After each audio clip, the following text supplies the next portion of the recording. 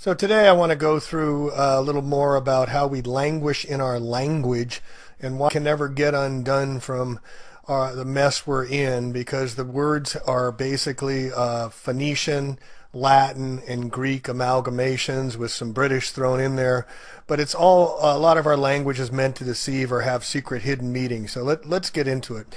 Now, when you go into court, we're based on water. Our legal system is under Roman Latin law, and we're considered to be at sea. We're fictitious characters, we're straw men, but it's all based on water. And this goes way back to the 13 and 1400s when Pope Boniface VIII said he's going to be the vicar for Christ and created the first SQV Unum Sanctum Trusts and put us on ships.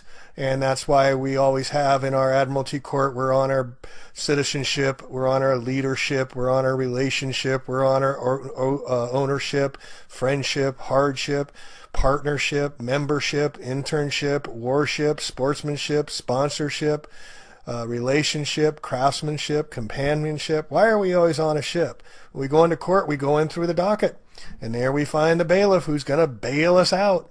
So everything's based on water, including our banking system. This is why we have a currency and we have liquid assets, and we have deposit slips, and we have a docket. We have cash flow. We have frozen assets and liquid assets. So everything is based on water when we're in the court system, and we're, just like I said, straw man and fictitious characters. Now this is Jordan Maxwell, or I forget his other name. Judges have a Masonic hammer or gavel which they hit to declare the word of law. The idea of law comes from the biblical 10 stone commandments, and so it is said that you, quote, break the law. You're breaking the commandment. Judges always sit on 3-tier high platform representing the first 3 blue degrees of Freemasonry. The same tri-tier platform is found at Congress and the altar in most Catholic and Protestant churches, 3 tiers high.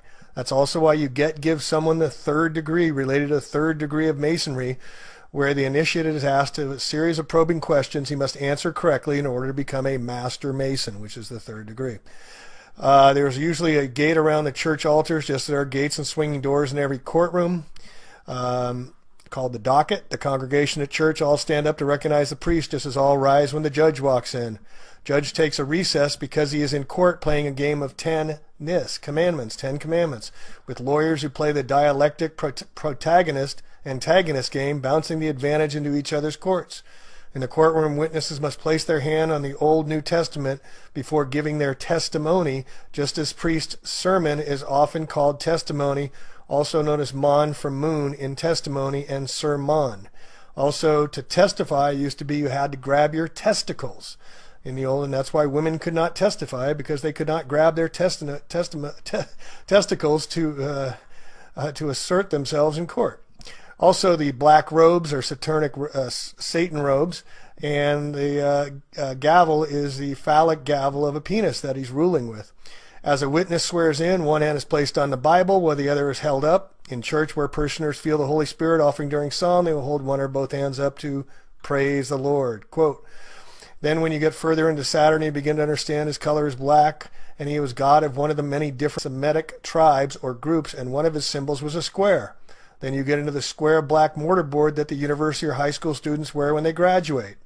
When you graduate from high school, you come out of the processionally with a black robe, which is black for Saffron, the god of Hebrews, requiring that you wear the square mortarboard on the top of your head.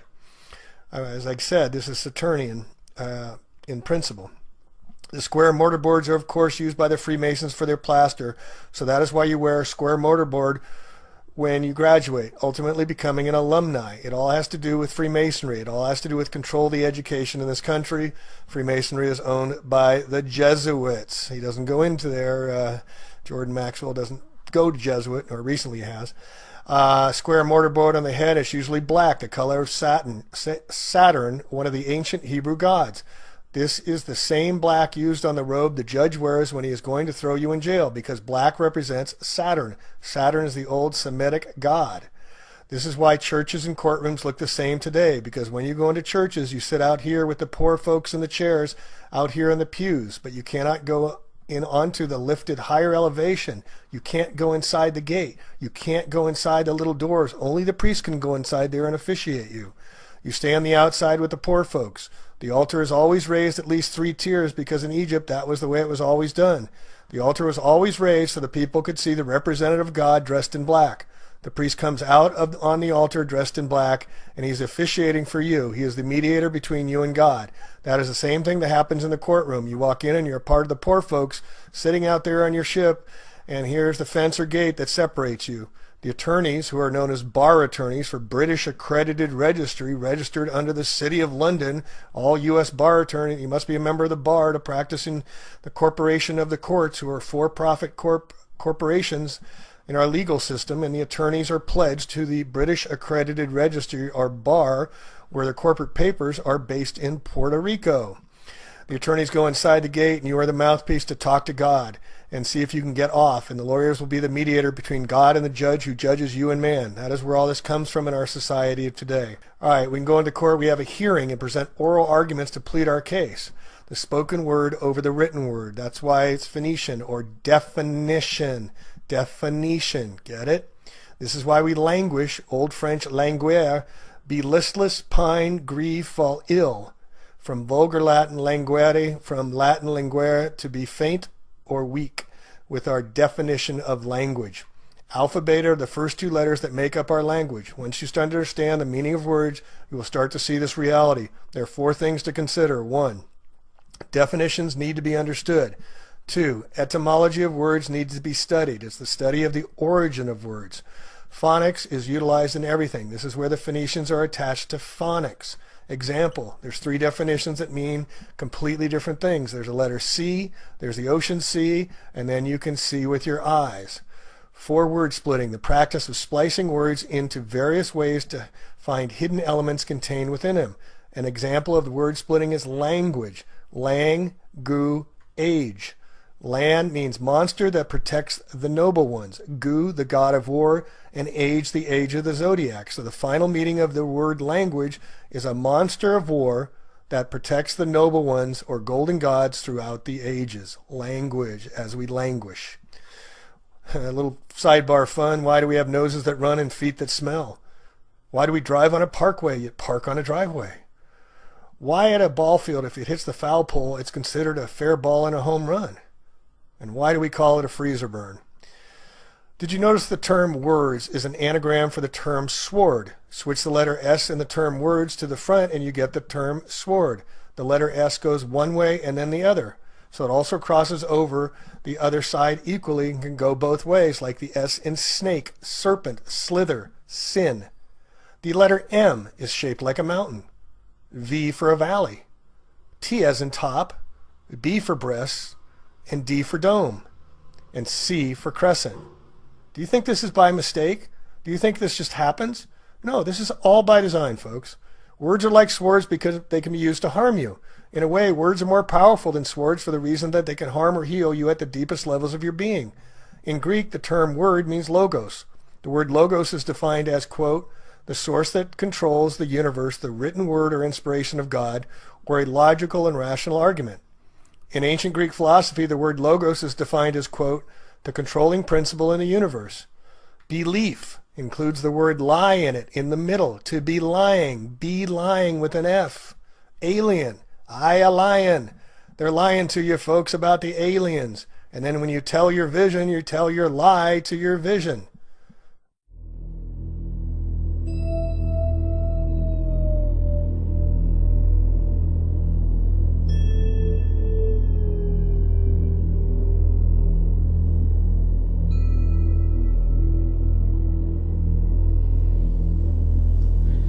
Grammatical deceptions.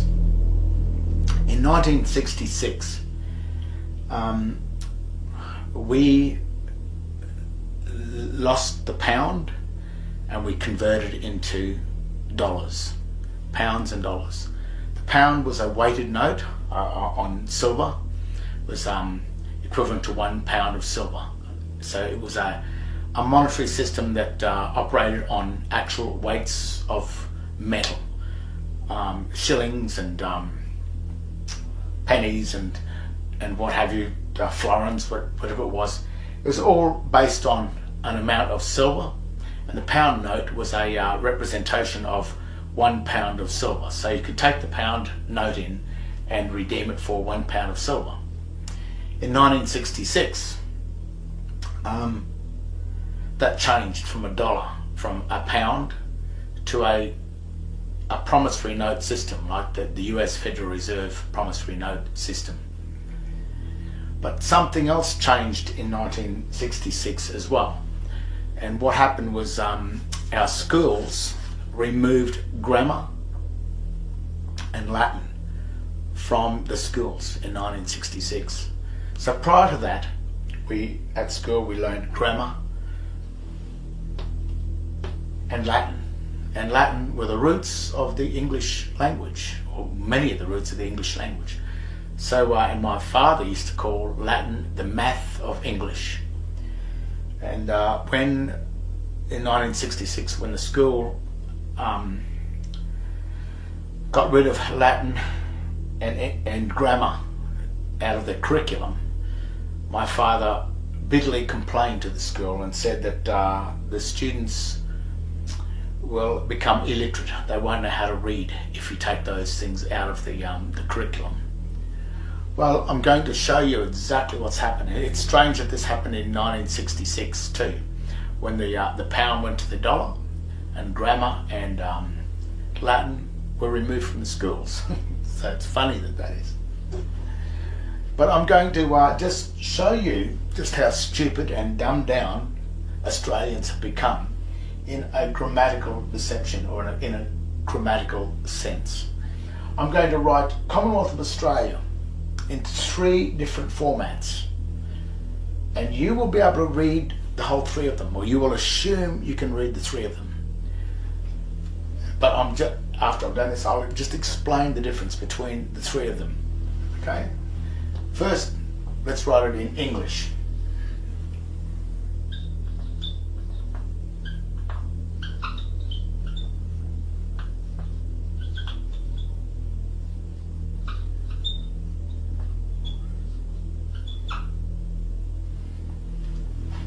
You can read that, Commonwealth of Australia.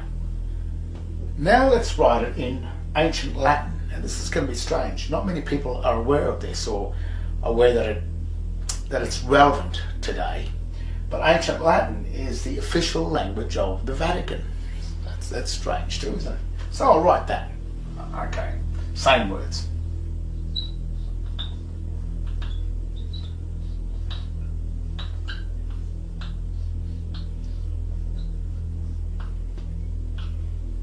Hyphen.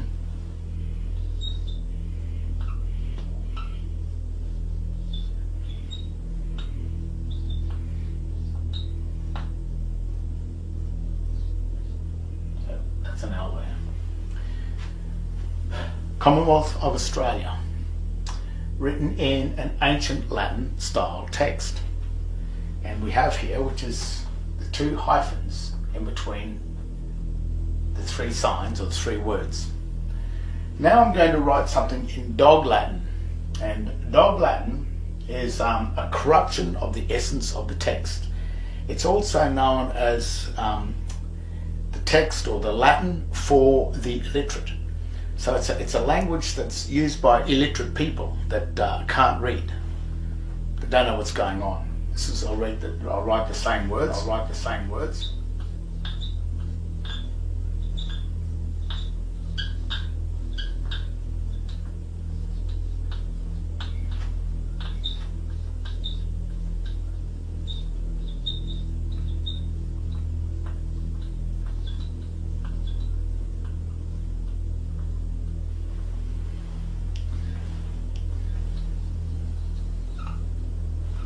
English,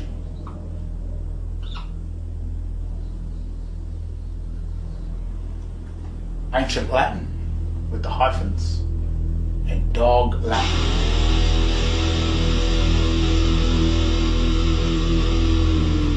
The Latin for the illiterate, people that can't read. Now, English, these are all 3 very recognized languages.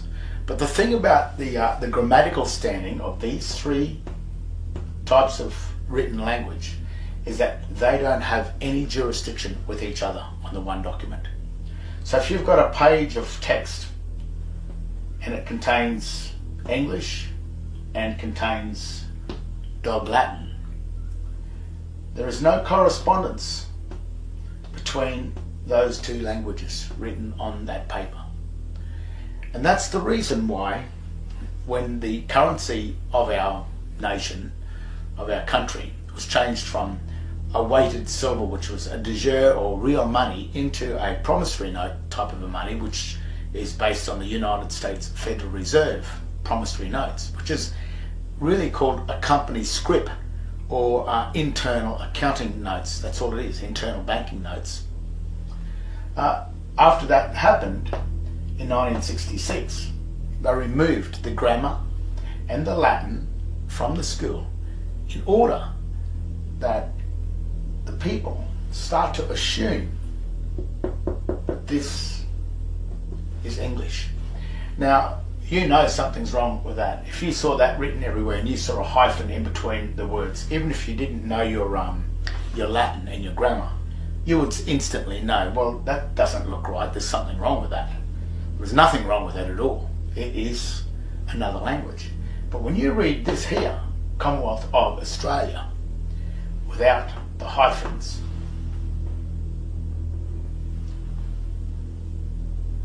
you will assume that to be English. And that mistake that has deliberately been allowed for you to do is actually what destroys you from standing as a true Australian, a national, or being a part of the real Australia, into coming down here into being a foreign citizen of a private foreign bank. But all of the Australians that are in here, such as the Queensland Police, the government, all the government workers and all that, they believe that they are Australians. They believe that. But grammatically, and the fact, as a fact stands, they are the account holders of the foreign United States Securities and Exchange Commission, the foreign United States Federal Reserve, because this is a registered company with the United States Securities and Exchange Commission, written in Dog Latin. And Dog Latin, the way they make Dog Latin is by using the grammatical rules of English and mixing it with the written hieroglyphic, all uppercase text of ancient Latin. And by removing the hyphens, they use the grammatical rules of English instead of the grammatical rules of Latin, which are two very different types of rules, grammatical rules of each one of these texts, in order to make it look like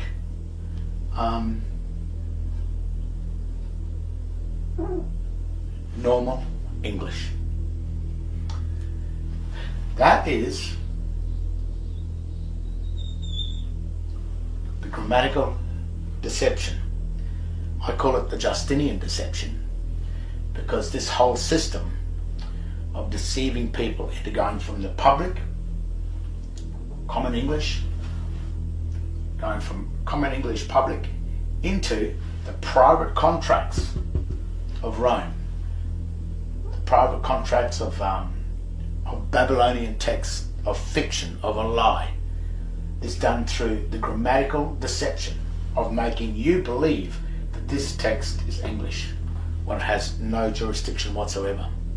So if you get your driver license or your passport and you assume that your name, where it says your name, and your name is written in an all uppercase Dog Latin text that is really a hieroglyphic sign or illustrative text, it's symbolic text, which cannot be a name. Only a name can only exist in proper English as a capitalized with the first letters of each word capitalized, that forms a true name. Now, Now that you understand that, if you go onto the website under the Governor General, and you will start to see just how confusing things start to happen. Even if you ring the Governor General, ring the office and ask him, they've written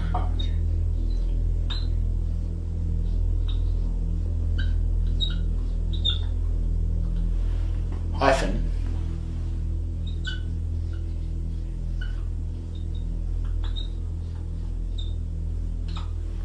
which is right. But what that is doing, when they write Governor General in the all uppercase text that is in ancient Latin, what they're saying is that this Governor General belongs to the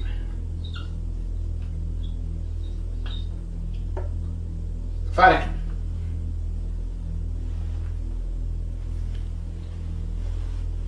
But then what they do, they've got that written on the website, which is now in proper ancient Latin with the hyphen there, which renders the two signs, Governor and General, coming together as two signs to in order to make one sentence inside. But then when they write it in English, in the common English up here, the correct language, they write it like this.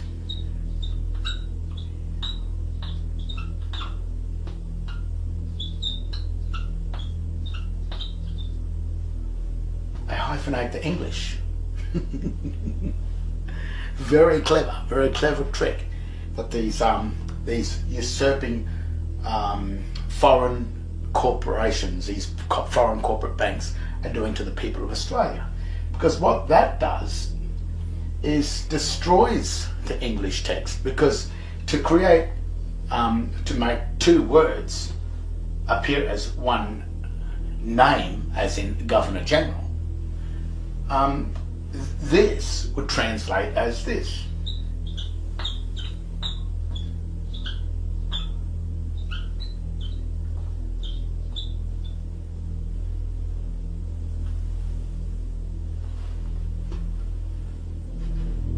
Governor Grunow.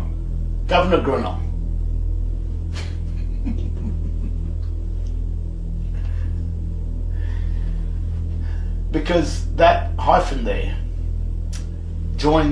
is used to join in English, is used to join a broken word back together, or join two words together as one. And that's how some words are made before the word is actually made into one word. The hyphen is used until eventually, as time goes by, the word becomes one. But at this present time, in the dictionary, there is no such word as Governor General, and there's also no such words or name as Governor General with a hyphen. It does not exist in the English language.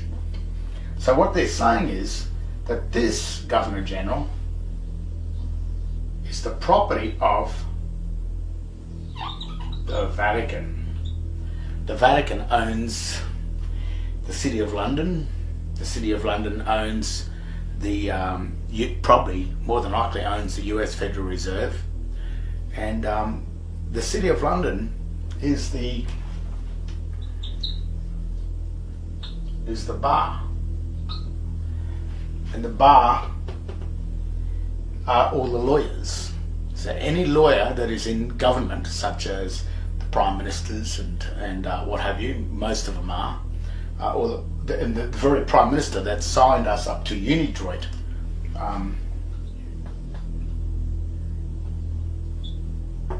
in 1973 was Gough Whitlam, who was a lawyer who had sworn an oath to the bar, and the bar was the City of London, which is 1 square mile inside London, that belongs to the Vatican. So what's happened is, somehow or other, the Vatican has taken away the proper, true government of Australia and replaced it with one of their corporations. But the only problem with the Vatican even though it operates under proper, recognised ancient Latin signs, we have been given a fraud. This is a fraud.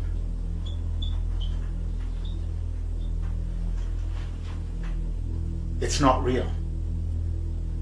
I'm not sure what it is all about, but I do notice that the Vatican seems to always be plundering the riches of the world. So maybe through this sort of a system.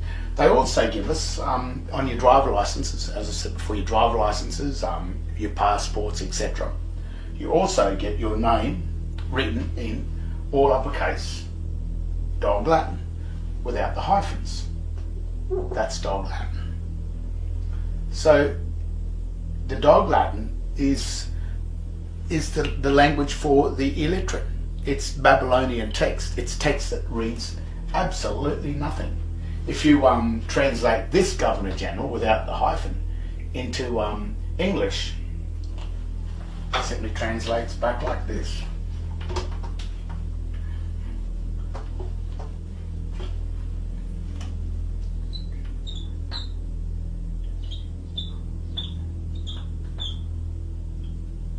Full stop. General. Full stop. Because Governor General, written in Dog Latin, which is using the ancient Latin text with the grammatical rules of English, renders this as Governor full stop General, which is not the Governor General. And that is same with your name.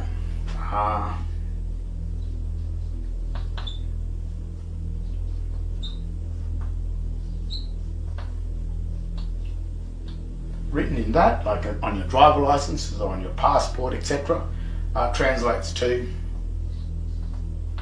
full stop,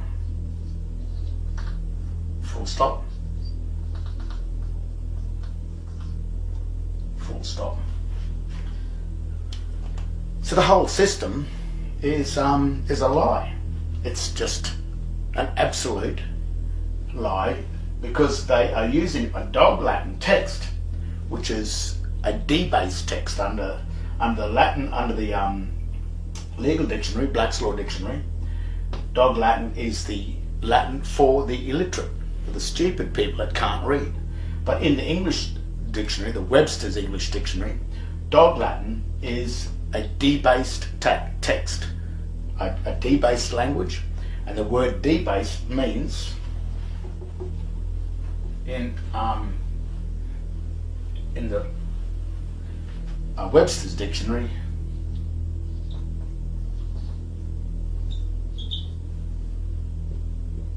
criminal. It also means debauched. It also means immoral. So that means it is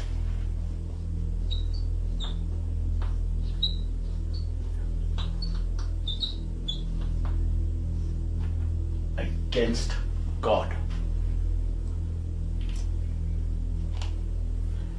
You have to also remember that the people that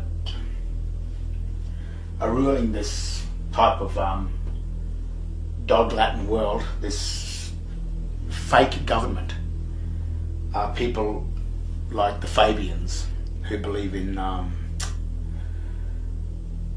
governments like Hitler and like Stalin, which maintains total control over the people. It puts the state ahead of the people, which is absolutely dangerous, because we all know the history of Hitler and Stalin and other governments in the past, Pol Pot, that have used this type of system where the state becomes more powerful than the people.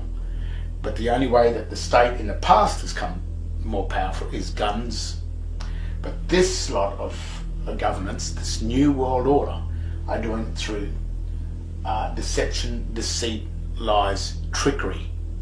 And once they've gotten hold of a Hitler-style or Stalin-style government as a one complete world government, then who is there to stop them? They will have achieved their absolute goal at total control over the population of the planet. And then the culling will start. I'll say it's for the better, but it only suits them. It suits them. Doesn't suit these. It suits the Vatican. And it suits their corporations.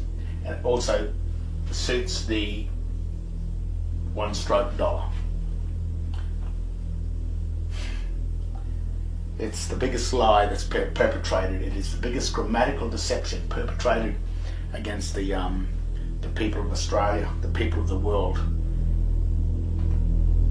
And that's how they did it, through grammatical deceptions of language.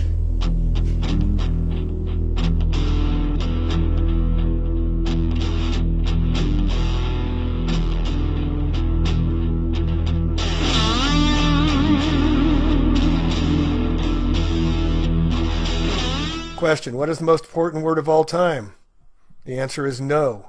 Most people will spell it N-O, but the answer is K-N-O-W. Completely different meanings, but exactly sounding the same. It's meant to confuse by obfuscation. Matthew 11:15. He that hath ears to hear, let him hear. Earth is art of the heart. Earth. Move the H to the front and we get heart. Hear, hear. Nothing is true. Everything is a lie, folks. They play games with us for a long time. All right. Another word that has a strong connection to the term word is the term light. Light is sometimes referred to as a photon. In physics, a photon is usually indicated by the symbol Y, which is the lowercase of the Greek symbol gamma. Some etymologists believe that the Greek word gamma is where the word grammar originated from. In English, grammar means, quote, the study of classes of words, their inflections and their functions and relations in sentence, end quote. Spells are cast in schools and spelling, and the bell rings at each class to disassociate from the last lesson. This comes from Pavlov's dog theory, where they rang the bell and the dog would salivate. So they instituted the bell system into public schools and most schools so that the children, when the bell would ring, would forget what they just learned. You must remember the people in power do not want you to take their power. So they'll give you a little way up, and then they'll set up progressive taxes, but they'll never get to the top. You'll never take their power away because they're controlling everything. The ringing bell was taken directly from Ivan Pavlov's behavioral science theory. Origins of our deceptive and deceiving language. Language is used to interact with one another. It's paramount importance in understanding law. We speak Phoenician each day without even knowing it. It's the language of sound. Before they had the written word, it was an oral history, oral language. Pick up the phone, phonics. Science of sound, from the Greek phone, sound, from pi root ba, to speak, to tell, to say. What is definition? It's a statement of the meaning of the term or the word. Or is it something else? Is it Phoenician that the Phoenicians and the Canaanites have defined the way we speak still to this day, thousands of years later? So you go to the elections and you make your selections, but they're really gross misdirections. When people vote, where do they do so? In a voting terminal or polling station. People are voting, not voting, because they are going to the polls, which the electric battery polls have positive and negative to place their votes on the candidate that they want to see out in charge. The politician that receives the most votes is that one that is going to be put in the position of power. It's called power. It's not called power politics for nothing. It's also why we got credit charge cards. We're using electric. The Electoral College of Electors are the ones that actually determine who will be president, not any popular poll, media, or statistic.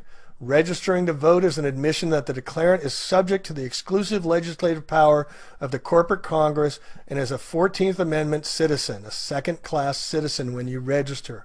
Regis means crown, stir means to enroll, so you're enrolling in the crown, regis, crown. By voting, you are contracting as a straw man, a fictitious character in the eyes of a law, a human resource, not a human just being. That's why they call us the Department of Human Resources, just like water resources. All right, a sidebar. Did you know the Jesuits invented the Fahrenheit thermometer? That's why when it unfreezes, it's at 33 degrees. Get it? All right, now we went through the banking stuff already with the liquid, frozen, liquid assets. Common law is also known as maritime law. Mar means sea law. This was in the 14th, 15th century. Like I said, the Testamentary Cesquive Trust placed all lost souls at sea. So when we go into court, we sail in our citizenship to argue about loss and damages, our contractual relationships, partnerships, and ownerships. It's all about monetary loss and injury compensation. Who did what to whom? When we enter the court to play ball, we'll see who win in the docket. This is where the ship's birth. The rules come down from the 3 Blue Masons degrees with phallic gavel to determine who is liable. Okay, resident. Res means property or thing. To identify is ident. Identify the property or thing. You put a P in the front and capitalize it and means principal. So the president of the corporation of the United States of America, capital letters, Washington, D.C., is the corporate CEO, the president. He's ruling over the property or the thing. That'd be us, folks. Also, when you're born, you slide down your mother's birth canal and you land on your birth certificate where the hospital's paid to register, and so that banksters can account for you into securitized debt from the bankruptcy the United States never got out of since 1933.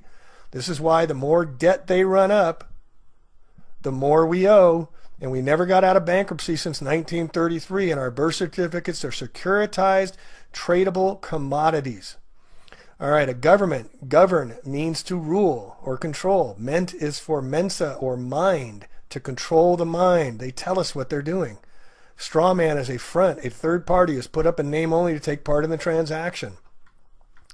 Term is also used in commercial and property context when a transfer is made to a party.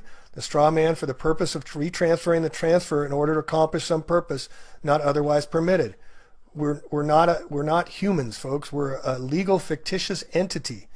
Since your birth, your artificial person has been considered a slave or indentured servant to the various federal, provincial, and municipal governments via your state-issued, state-created birth certificate in the name of you in all caps. Your birth certificate was issued so that the issuer could claim exclusive title to the legal person created. This was further compounded when you voluntarily obtained a driver's license and social security number, also all in caps. The state even owns your personal and private life through your state-issued marriage license, issued in all caps. You have had no rights since birth, marriage, nor will you have them even in death unless you recapture your straw man. The name on tombstones and cemeteries are also in all caps. The state holds the title to your legal person. It's created for your birth certificate. That's why they give you a certificate, not the actual title. The holder in due course of the instrument, that is yourself, has to reclaim and redeem it. The straw person is a person according to the legal dictionary. Person, a human being, an entity that, such as a corporation that is recognized by law as having the rights and duties of a human being. So this is how they give you the rights, but they don't give you the acknowledgement as being a human being. So what is a human being? It's a person of the male sex. According to Black's Law Dictionary, which they use in the Roman Catholic law system we're still under today after, since 1400s. A human being is a male sex, a male of the human species above the age of puberty. In the most extended sense of the term includes not only adult male sex of the human species, but women and children. In feudal times, it was vassal, a tenant, or feudatory. All right, April 1933, this is when Roosevelt, the Knights of Malta, and Freemason made executive order. All persons are required to deliver on or May 1st all gold coin bullion now owned by them in the Federal Reserve. So they took our gold away. Now we're $21 trillion in debt, folks. Do you think they're going to do it again to us? Look at the new $100 bill. Half of it is completely in gold on the right side with a gold inkwell, a gold feather, and there's gold writing in the background. And if you look very closely, it's the second paragraph of the Declaration of Independence talking about abolishing the government, the new $100 bill issued in 2013. All right, in June 1933, we operate as a commerce. Commerce is based on agreement or contract. It's contractual law. That's why you sign your name, now a thumbprint or a swipe. You are agreeing to the fictitious character as a straw man. When the real flesh and blood step into their process, we become the surety for the fictional straw man. It's a trust. We then become liable for the debts, liabilities, and obligations of the straw man, and we relinquish our protected characters. We stand up for the fictional straw man. This is why when you go into court and the judge says, "Are you so-and-so? Do you understand?" and you say yes, you're agreeing to being that fictitious character. All right, corporation. The word corpse is the base root of corporation. All right? So ration the corp is to ration the corpse, the dead. You're rationing the dead. All right? And in Law's Dictionary again, only his successors in some particular station who are unincorporated by law in order to give them some legal capacities and advantages, particularly that of a perpetuity, which in their natural state as persons they could not have. In a corporation's soul, one person holds both operational positions of the organization. A corporation's soul may be established under legislative authority. It is considered by statute a citizen of the government. You are owned. The people are in the state national government at that time. The public government is an artificial entity. Who is a government? Point to me as a person being a government. The government is owned and controlled by the same people. It's a sole organization, not an aggregate organization. The straw man, being artificial, lives in the artificial place called the public. Okay? This is necessary and proper because the creator and entity has the right and control of it. So we create it by signing our name, and they take control of it by putting us in their system.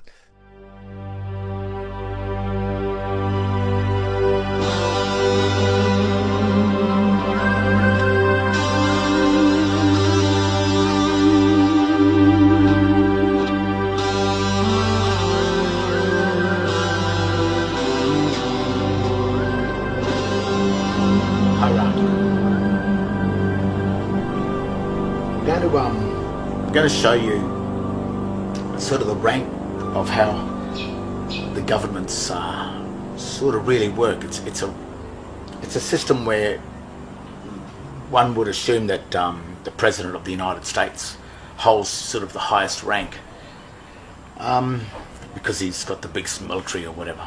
But that's not quite so. There's ranks higher than him that he must obey, so to speak. And if he doesn't obey those ranks, well, then he could destroy the whole system. But I'm going to try and explain or show you, give you a schematic or a diagram of just where these ranks, or how this rank works, and where you as a man or as a Christian or as a pagan sits in this rank.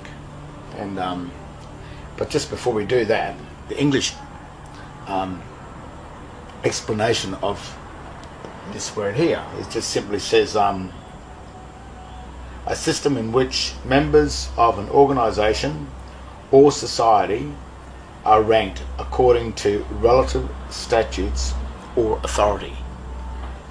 Now there's two things happening in there: relative statutes or authority. And each meridium or each trust has its own version of laws and statutes and authority, but the trust itself may be answerable to trusts above it.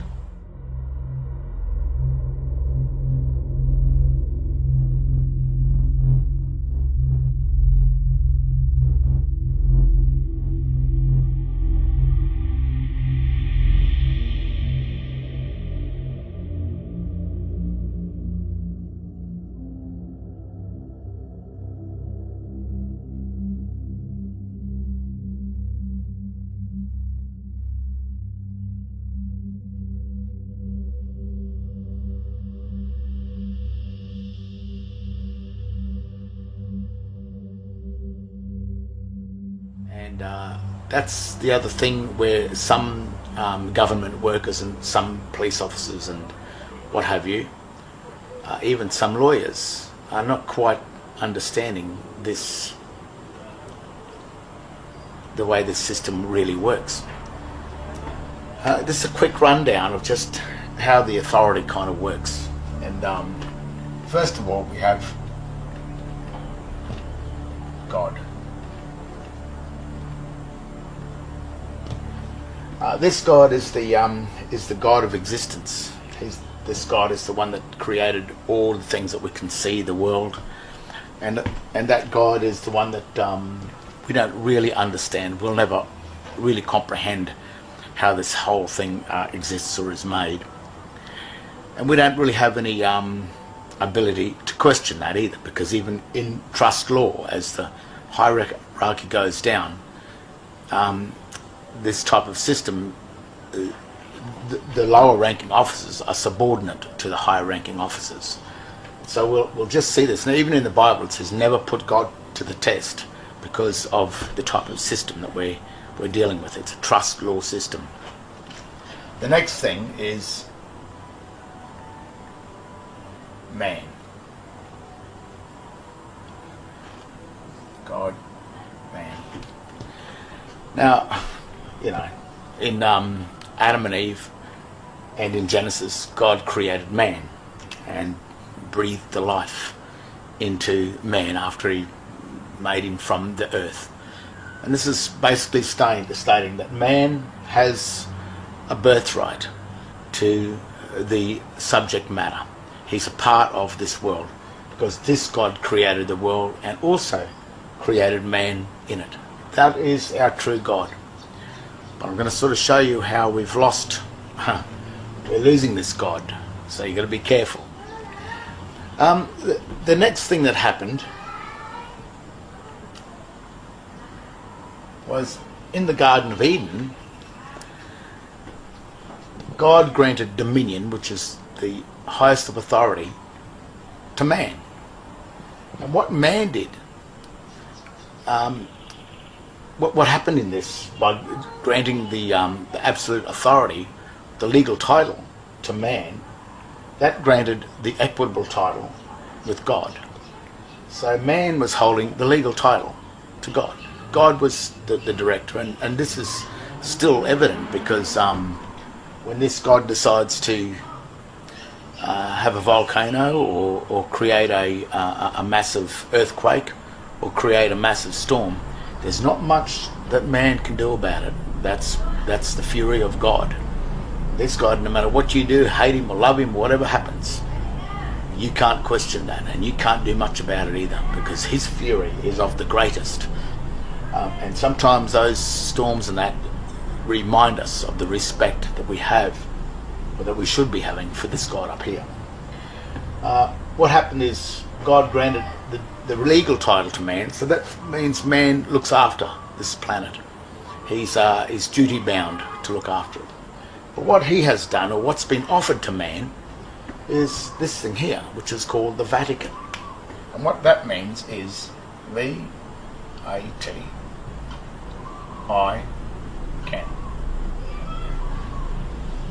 Vatican, which means that I can, which means holder I can.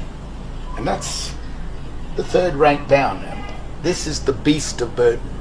And he's offered this up to man, and what he said is, you give me the legal title and I will give you the equitable title, and I will then serve all the debts, settle all the debts of the meridian of the Garden of Eden, which is the earth. So then he controls the he's the debtor, becomes the debtor of man. But man created this. God didn't create it, man did. So the God of the Vatican is man. That's Adam.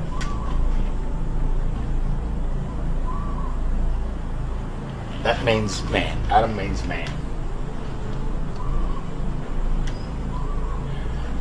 Now, why would someone want to pay the debts of man? And that's because this people here, it knows how to confer the debts of man back onto man. Now the next hierarchy down is the debtor. So the Vatican creates a debtor for the Vatican. Man created the debtor to pay the debts of man. It's the Vatican. The Vatican creates a debtor. Babylon.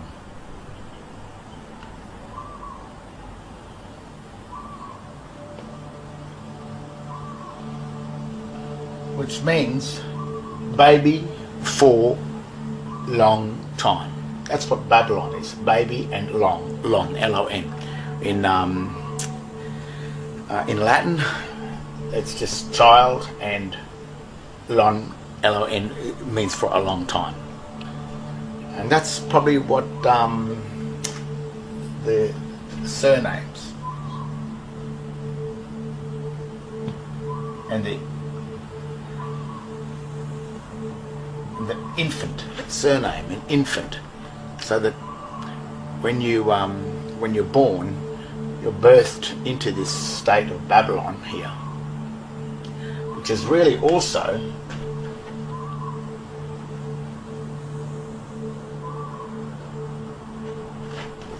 really or the Roman Empire, or it's the debtor of Rome. And what Babylon does, then it needs to create a debtor. This is the Vatican, and this is really Rome. Babylon is Babel, the old Babylonian text and everything. It's in the Bible. It's Babylon's been recognized. It exists, and it exists today.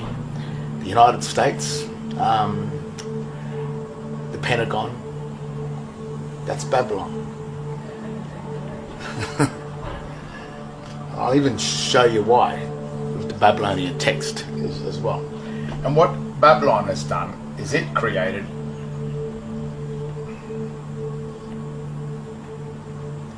a creditor and a debtor. Creditor and a debtor. And this is what they talk about in the Garden of Eden, the tree of life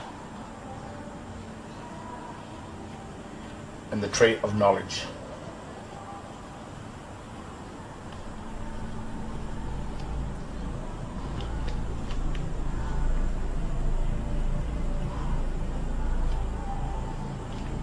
Tree of life, tree of knowledge, creditor, debtor.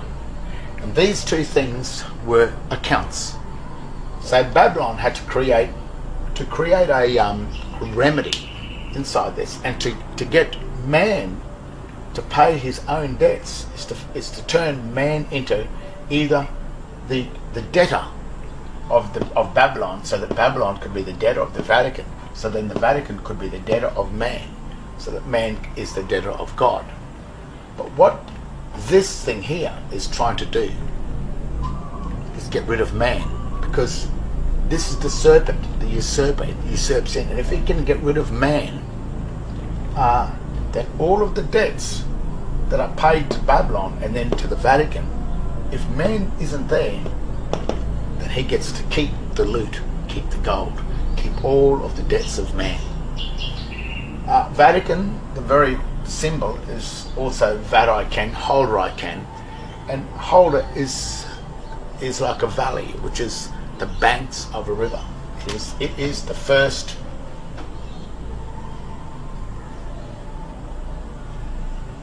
the bank. That is the bank. There. That is the director of the flow of current, the currency, in relation to a charge, when charges are forced against us. Now the trick down here to create the creditor and the debtor, these two accounts are called the Christian and the pagan. Christian and pagan account. So how does it get you to hold the pagan account, which really means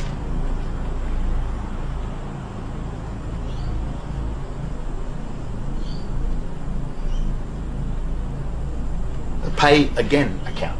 Pagan, pay again.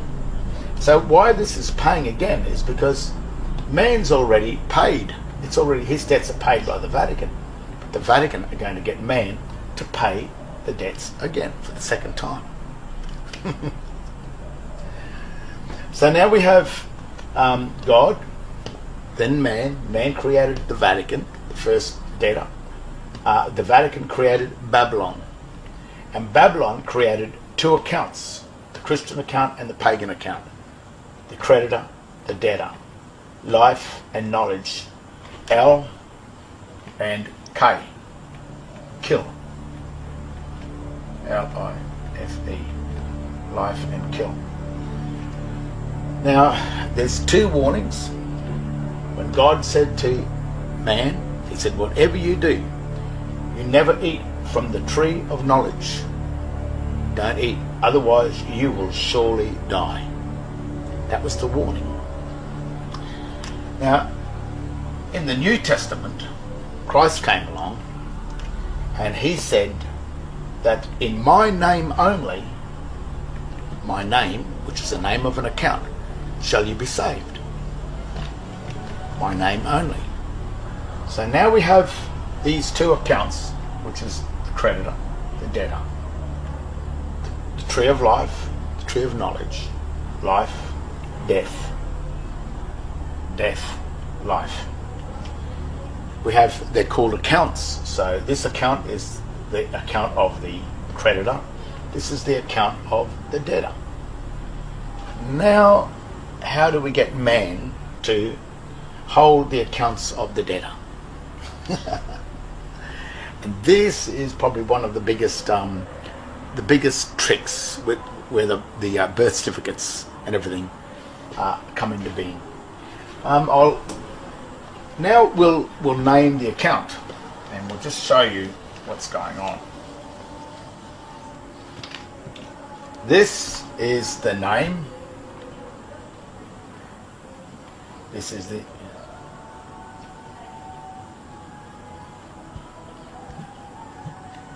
name and surname. Have you noticed that's on your birth certificate? And then when you look at your birth certificate, let's talk about John Paul Smith. John Paul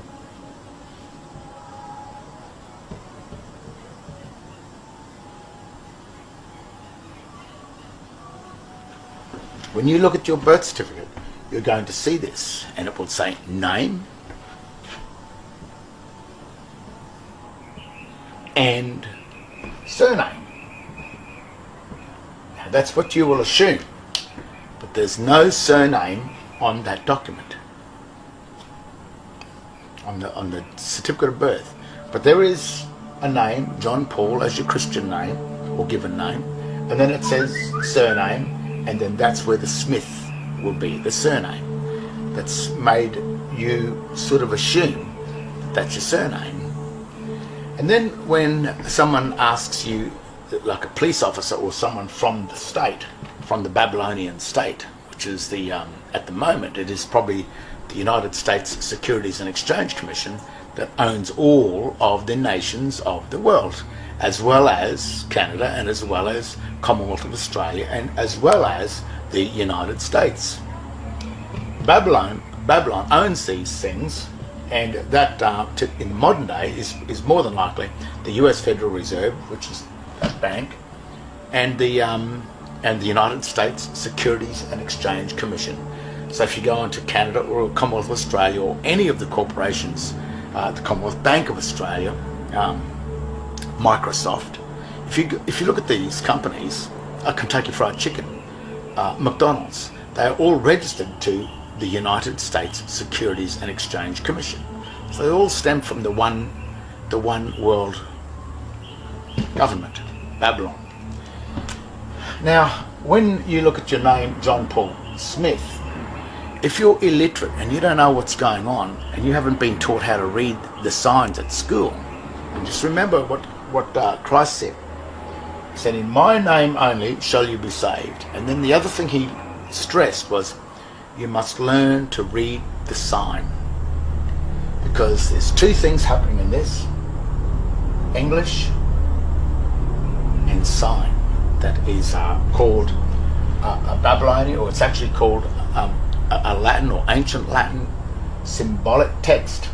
This is a descriptive text. It's completely and utterly different. But if you're an illiterate pleb, actually is what they'll call you, this is what you will assume this name to be.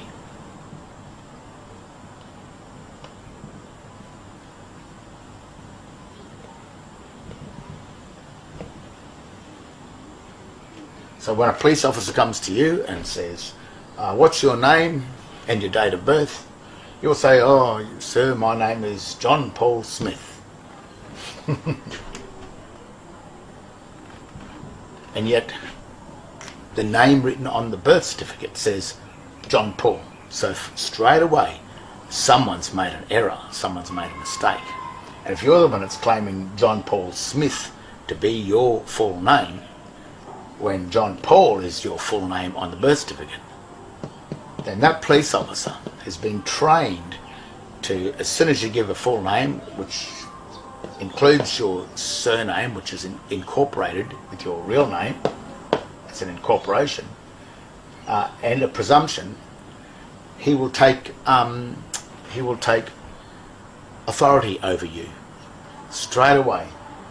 And what it is, under a form of water law salvage rights, because you're not John Paul, you claim to be John Paul Smith, and John Paul Smith, in law and in fact and in reality, John Paul Smith does not exist. Only John Paul in fact exists. John Paul in reality and in fact, John Paul Smith in reality and fact does not exist. So that enters them into the world of fictions. So rather than you being a man, you will become down here a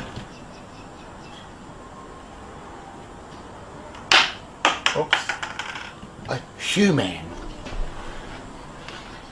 A human, which is the colour of man. Now when you look at the dictionaries again, a human is a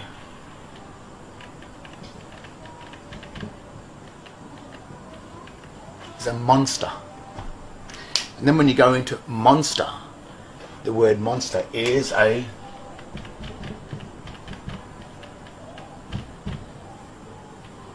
fiction. A monster is a fiction.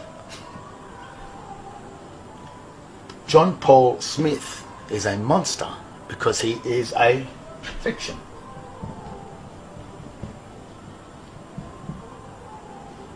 Also a human. And the other thing which is very strange about this is the minute you incorporate any two items together, any two things together that are incorporated in relation to the Vatican or the water law, it becomes a person.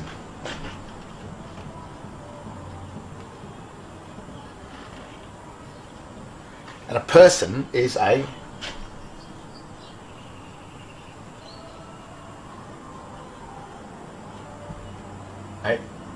corporation, corp speaking, which means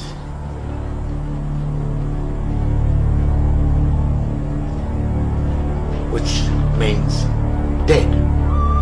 So through your own ignorance, what you're stating here is that you are the surname who is dead. Now, no one forced you to do this. You did that. You claimed your name to be the incorporated name because John Paul and Smith don't exist. They exist as two separate entities, but they don't exist as one name. So you're the one that did that. You're the one through your own ignorance and your own inability to assume that you are right. Yet Christ comes along and said, no, you've got to learn how to read the sign. He didn't tell you what the sign, he just said you learn how to read the sign. Well, if you know how to read the sign, you'll know straight away that, oh no, that's sign, that's not my name. That's no part of it. Sign is sin. Sign is sin. That's what it means. Even the words S is the snake, I is one, is you, I, and N, S-I-G, which is a governance, and N is mountain and water, which is the Babylonian which it's not Babylonian. It's the two sides. It's the name and the surname. It is the creditor and the debtor. M is the mountain, and water is the sea. This is the mountain, which is land. This is the sea. But the N, when written, is the two combined. So in the symbolism, when it looks the symbol, this is the snake, which is Satan.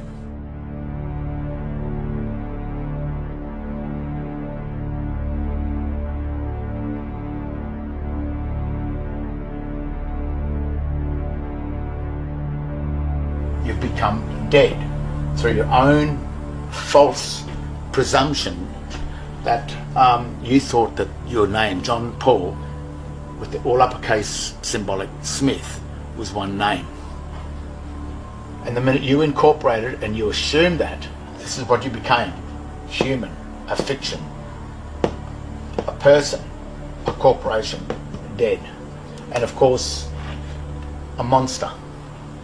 And monsters have to be controlled under statute law. So you've been under the control of statute law, which is not free will, which is under what Satan wanted. You're under the control of Satan. And Satan did not give man the free right to make a choice. God gave man the free right to make a choice to enter into the debtor or the creditor. But how you make that choice is by learning what Christ said, by studying the Bible and working out how the Adam and Eve trusts about in relation to 1:26 of Genesis, where God granted dominion to man over the land, the air, the sea, and the thing that creepeth. Now, if you put surname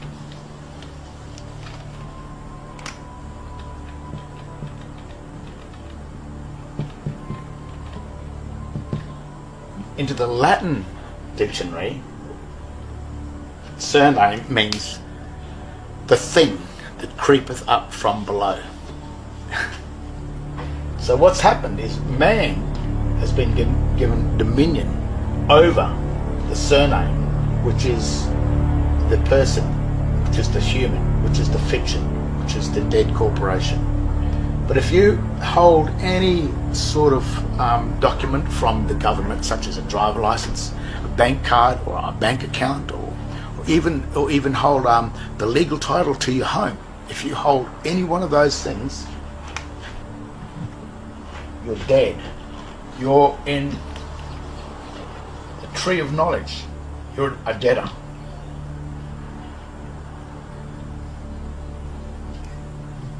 You hold the legal title to it, and you have lost your equity, because in trust law, he who holds legal title cannot touch the equity without license.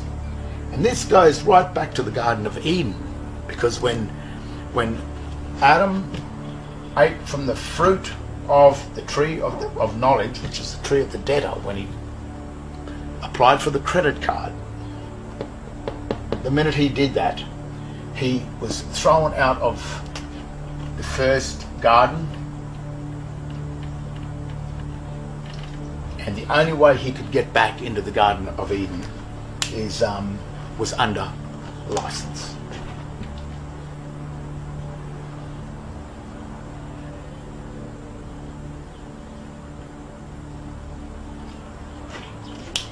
Now remember that maxim. He who holds legal title cannot hold the equity without license. And the license to hold the equity is granted from Babylon, which is the Vatican, which is the bank. So when you sit down here, when you're dead, then you need a license to do anything at all. And that's what's happening to you. You want to go fish, you want to do anything, you want to drive a car, because anything you do in Eden, while you're the debtor, you must have a license. Now remember what Christ said over here. He said, in my name you shall be saved. So what happens is this name here John Paul is the creditors.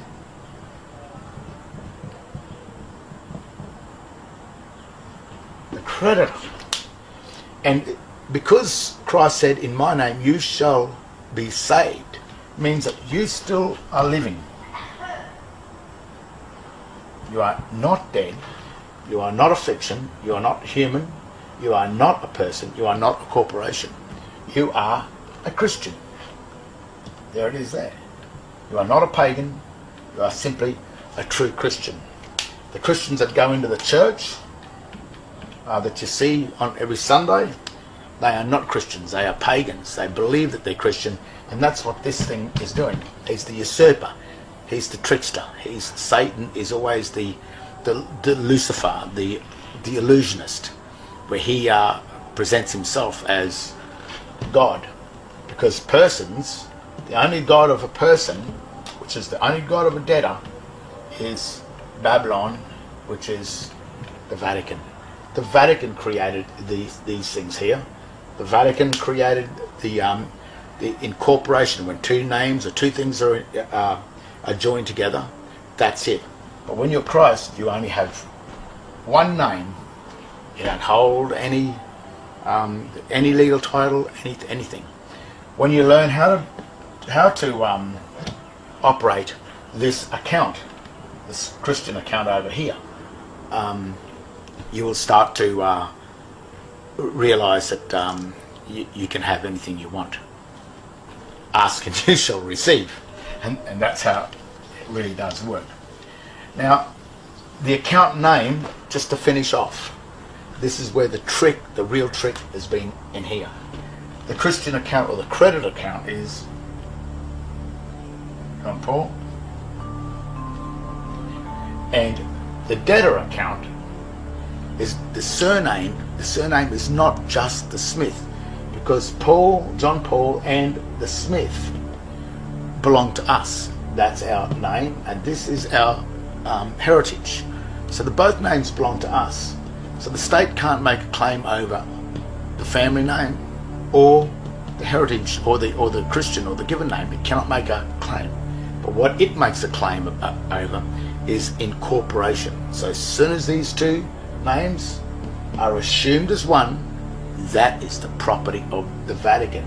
That is the state of affairs of that governing system. This is the Christian account written in proper English, and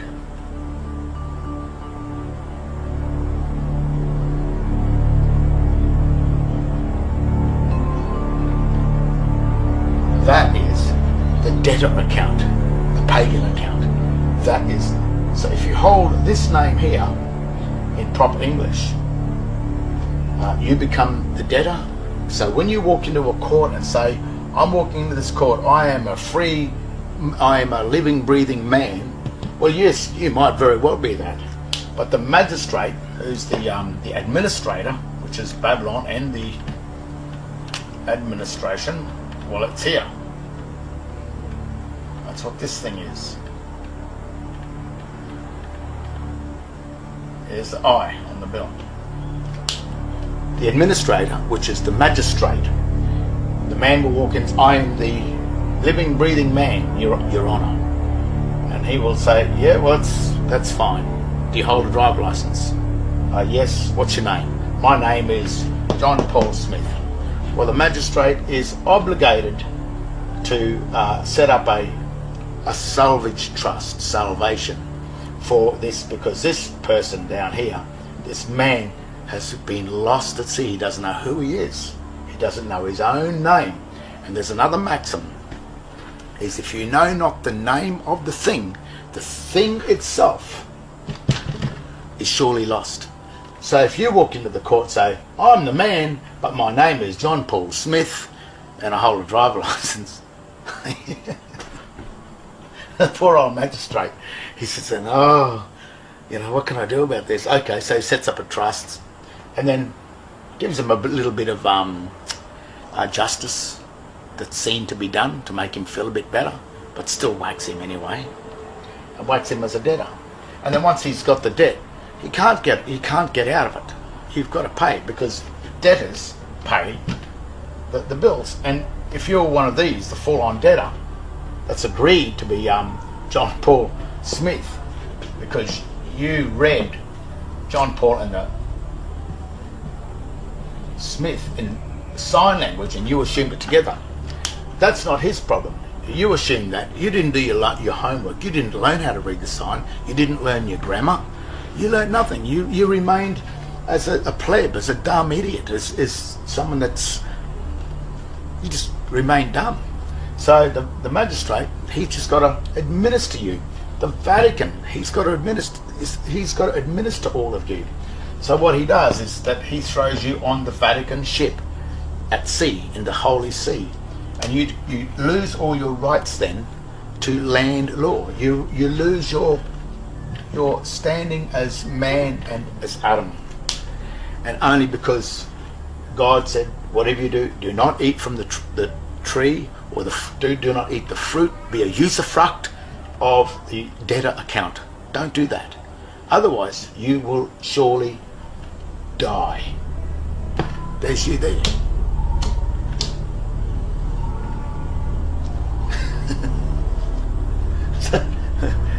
So that's how the system works. I know it's got nothing to do with law. It's all got to do with God and Christ, because they're the ones that taught you. They're the ones that, well, the Bible sits in the court for that reason. If anyone says that it's not spiritual, of course it's spiritual, because when you walk into those law courts, or those courts, they're not courts, they're tribunals, they're chambers, and a chamber is a tomb. They're dead. That's why the magistrate's wearing that black robe. He's mourning the dead, and you're walking in there and you are dead. You probably go, oh, poor fellas, they're all dead. And very rarely does any one of these ones come into that court. Now, the other slight advice, it's not really advice, but it's when you know where you stand and you are over here and you do hold the driver licenses and you hold the bank loans and you are a good little debtor and you're paying all the bills of the state, and which is very admirable of you for being that.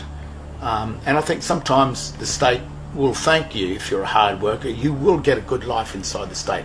But when it comes into a charge, when you've been charged with any form of a charge account, and you are the debtor and you hold the driver license to prove that you're a debtor, because the name of the driver license is written in the all uppercase language, which is called the ledger language, or the dead ledgers that are on tombstones, or it's also called an engraved image, which is another thing that God said, do not worship the engraved images, which are the engraved images that sit on top of the tombstones, which is the ledgers, and that's the stuff that comes in the mail. But in a court, if you are a debtor and you know that you're a debtor, then no matter if you're guilty, no matter if you're not guilty, if you've been charged, then my absolute advice to you is to plead guilty. Still state the case, but make the guilty plea. Because in the United States Libor Code, the enemy of the United States, which is the enemy of Babylon, the enemy of the administrator, is the belligerent officer. And the belligerent officer is the one that pleads not guilty. Because if you walk into a court, you're walking into the court saying, well, yes, I am the debtor and I'm not going to pay your debt. That's what you're saying.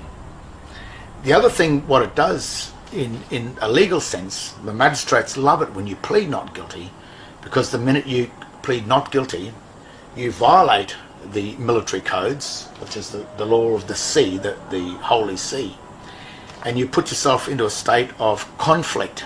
And once you're in a state of conflict in military law, the administrator has right to administer the conflict. So you're handing over all of the power over you to the state, because you have become the enemy of the state.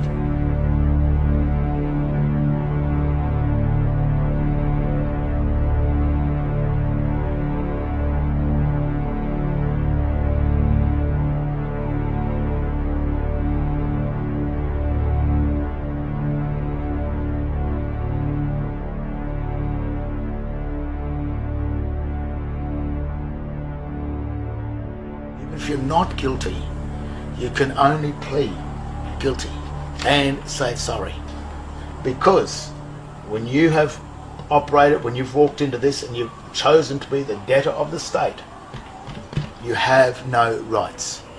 And don't try and get them. Especially the idiot people that walk in and say, I am the living man. You got a driver license? Oh yeah. Lost. Completely dumb, stupid. The other thing is, do you need to come back to living man? One of the biggest things is the difference between coming back to being a living man. You don't have to be a living man. You don't have to come back to walking into that trust, because this is outside the system.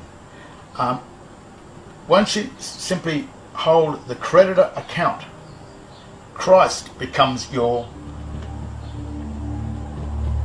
trustee. Christ is your trustee. And that's all evident on the second certificate of birth. Because on the second certificate of birth, it states in black and white that the full name, John Paul Smith, is in the custody of the Registrar General of the certificate of birth, which is the state. So it's stated on that and signed. They've even told you that they own this, and the minute you hold that, then you become the trustee of the Registrar General. But if you don't hold this name and you simply hold this name here, then you become the director of the Registrar General. You don't have to come back to living man, because Christ has given you a remedy within the world of the dead, which is the dead corporations, which is from Christ on down to 2017 AD. From that time we live in the world of the dead, in the chambers of the water law. But inside that system, the Christian trust is the remedy within the world of the dead. The minute you walk into a church, above every church you will see that sign. And that sign means, that's why it's found on top of tombstones as well. It means dead. So when you walk into a church, you know that that is the house of the dead.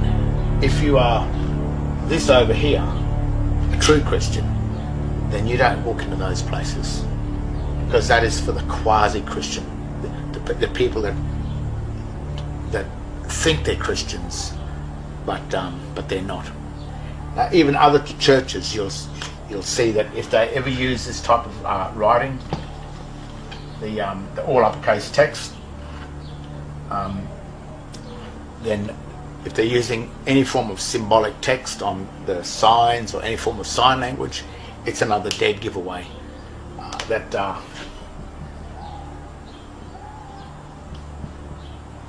In this all uppercase text, they're telling you that that is sign, that is sin, that is the house of the dead, the cross.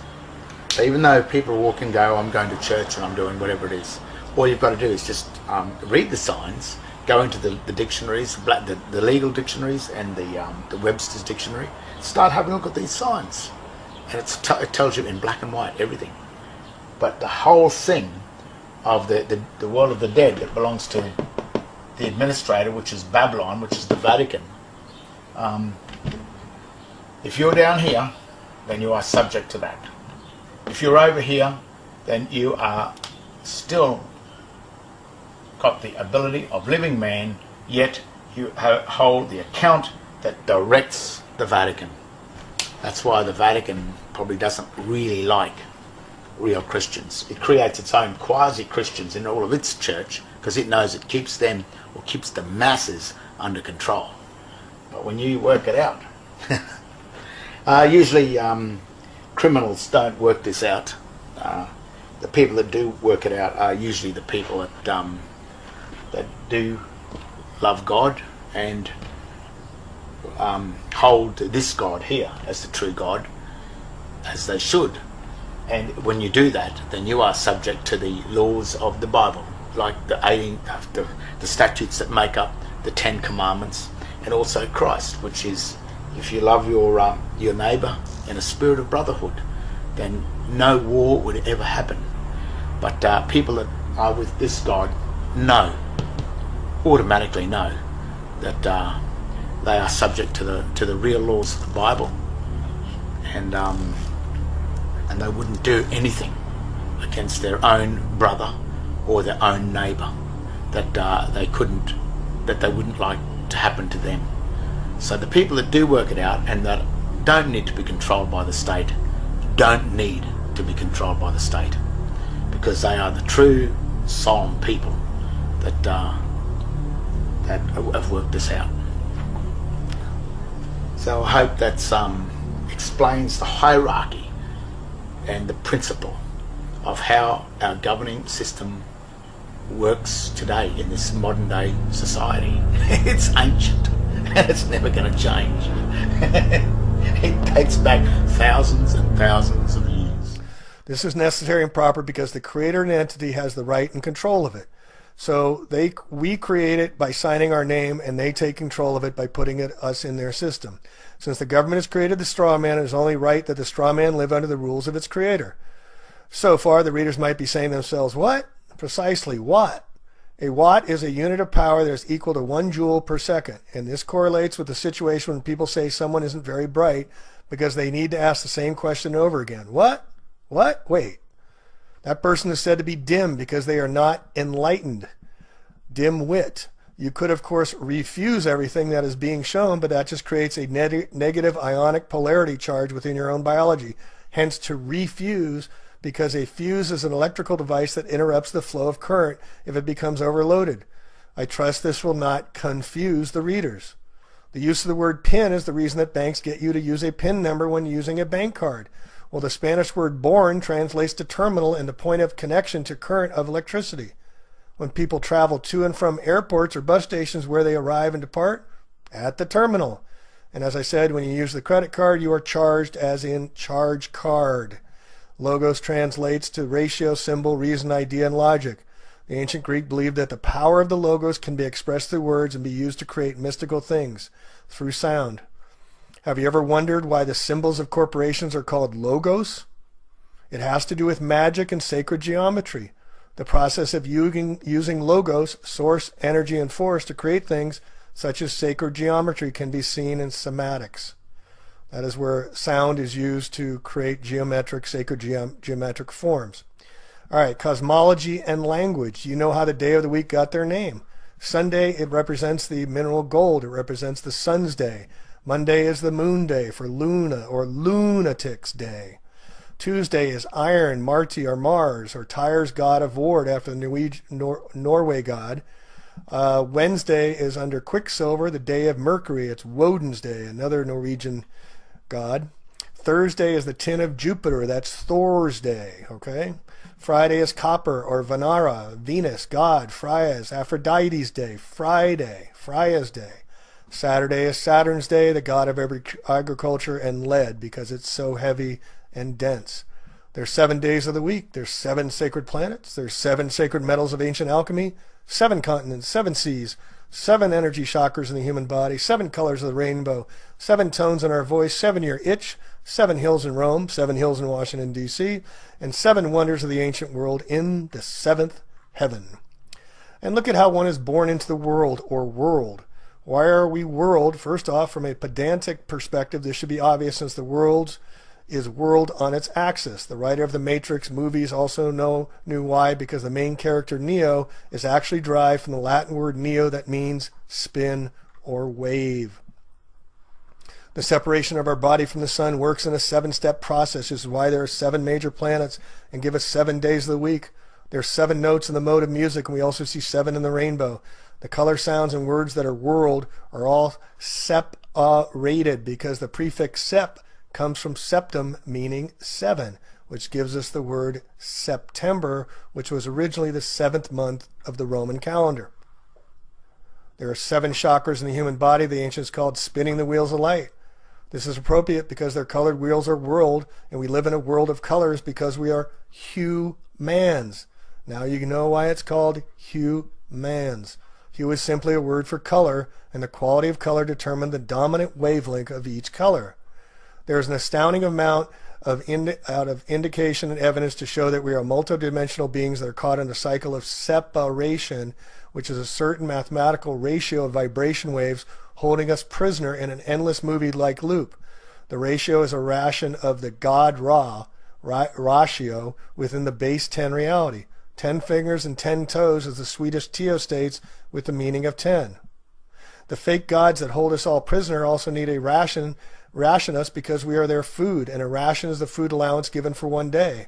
The separation that is given to the gods while we exist inside of this are cinematic matrix reality. Here's an important one. Soldiers are sold to die. Soldiers sold to die. And that is why they have dog tags issued to them, as Henry Kissinger has famous said. They're the dogs of war. We are told never to swear. Notice the word "wear" with the S in front. It can go both ways. Yet when we go into court, we must raise our hands and swear to tell the truth, the whole, with the hole in it, truth, and nothing but the truth. Yet few judges can even tell you the difference between the truth, the whole truth, and nothing but the truth. I know because I've asked judges and they can't tell you. All right, when we submit, we place ourselves under the control of another. So when you submit an application, you are yielding your power. You let down, you put under, you reduce. When you apply for an application. You put one's faculties to some task or career. Is there a war on drugs? Then why are there drugstores on every corner? Is there a war on drinking and driving and DUI, driving under the influence? Why do they sell liquor at gas stations? To get you gassed? So this is why bail-ins are becoming so common now around Europe. A bail-in is when the banks come and take your money out of your account and say, sorry, it's not there anymore. They call it a rehypothecation. This is stealing by the banks and brokers for their own purposes, are called a bail-in. This is happening more and more, and with the United States, $21 trillion in current debt, I guarantee you money in your bank account is going to be taken at one time or another, folks, because it's a promissory note and it's not your money. It's electronics on a screen, but you go and try and get your money out of there more than a few grand, good luck with that. And if you do get more than a few grand and have to fill out all the forms, the IRS is going to contact you. Department of Homeland Security is going to attack you as well. And if you believe the FDIC has enough insurance to cover all your money in the bank and everybody's, think again, folks. We're $21 trillion in debt. How can they have money but print more money of fake non-value behind it? This is why they're coming for the gold. All right, a police state is a revenue agent making money, revenue agent that enforces the corporate government contracts and protects the assets of the corporate government, including human resources. It compels performance, no injured party necessary. One who has policing powers is found in a police state. They're enforcers of policies. That's why they become policemen. And to register literally is to the queen, as I said. The regis meaning king. This is why you get a certificate and not title on your cars as well. The original car manufacturer owns the title, but you get the certificate. When you enroll, you register your child. You put it into inventory. Did you know that? People are known as chattel in legalese. We call our animals cattle. They call us chattel. Again, this is why we're called human resources. And just substitute the word water for humans, and we're water resources. And on international, now another important thing is that our court systems, every time you challenge up. So you go from the local to the state to the federal, and now you go into international laws. And it's even more corrupt the higher you go, so you never get satisfaction. It's by design. All right, the matrix is furthermore the Latin word for womb, which is where our body ship is birthed and birthed. All ships find their birth when they reach the port or dock. When Neo woke up in the Matrix, he was inside a battery womb or iPod, which is why Apple Computer sells everyone iPods and iPads to reflect this. The definition of pad that concurs with this is that of temporary living quarters. We're all living on our iPads or iPods because we bit the apple of sin. Now you see here on the left that the original Apple computer sold for $666.66. Not a coincidence, folks, or a coincident. The word apple is also phonetically spoken as a pull because our body ships are receiving a tow on the consciousness dreamline of reality, which is why we have a skull.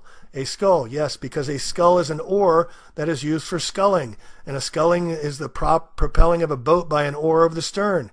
John Scully ran Apple Computer for 10 years. Another coincidence. Everything in this reality is designed to make us fearful, and this starts right at birth. It has been said over and over again to humanity that man is born in sin. Man bit the apple to then continuously be reborn in his or her Apple iPods, which becomes unrepayable debt. That is why Webster's dictionary defines English word debt is sin, to pay the debt of sin, which is the price of our birth or birth in the moon. Remember that 7 days of the week do not include an earth day, since man is truly born in sin. All right, another important one.